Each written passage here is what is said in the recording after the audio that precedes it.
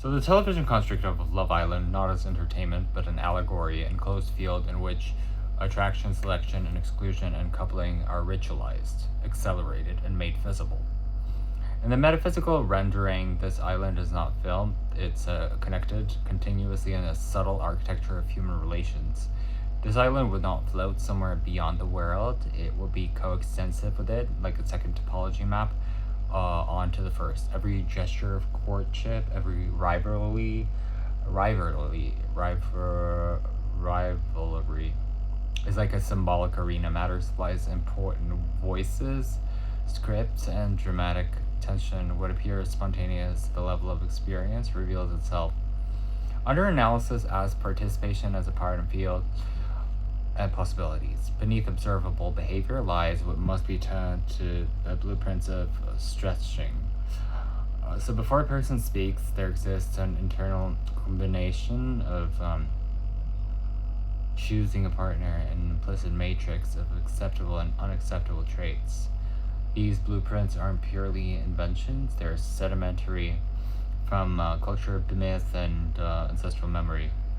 They delimit the perceived limit of freedom of speech, and one moves into choreography. And in this darker mechanism, it's kind of a candle nut, and there's a manipulation that's intelligible as a distortion within the island's ecology. False feeding is not a mere compulsion of consciousness, prefabricated designs, one to want, whom to want, how to display wanting. Setting up refers to engineering, counselings, and conflict where circumstances are arranged so that certain outcomes appear natural, and these appear dull and in the dark. So these incense intimate, they're like a microcosm of attraction, and if they're made in an affection of self, then it's a reflection in this kind of affection. Vulnerability is confirmed. So love ceases to be and a purring sound. It fuels data's hierarchies and economic transactions and consolidations with the pursued connections, while larger systems metabolize their longing into value. The notion of entities directing and process does not imply supernatural beings' literal sense. It's like an entity and distorted agencies, institutions, algorithms, archetypes, collective drives. Immediate platforms that amplifies certain faces and expresses others' blades and blazing. It's the archetype its take on archetypes, even in personal logics of competition, that acts as a quasi-agent, channeling behavior towards lives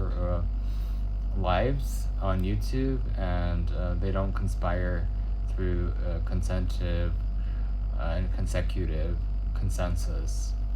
It can feel external and coercive, and once your romantic life is following a script, it's not mentally endorsed, it's resembling beings in metaphysical Love Island, becoming thus a theater in which freedom and determinism are in constant tension. Participants oscillate, and formal compliance arises, authorship and occupancy, and to perceive the island as already to achieve a degree of autonomy. It's not identical to itself. There's an introduction and a certain setup, and layer upon matter apparently inevitable and once recognized as constructed.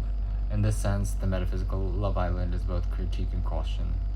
It dramatizes how intimacy can be colonized by spectacle and how desire cannot be achieved. Beneath these layers and beneath the script, there's a substratum of unprogrammed encounter. With the candlelit and with authenticity, we grace upon air, love, and need not be entirely subsumed by the island's machinery.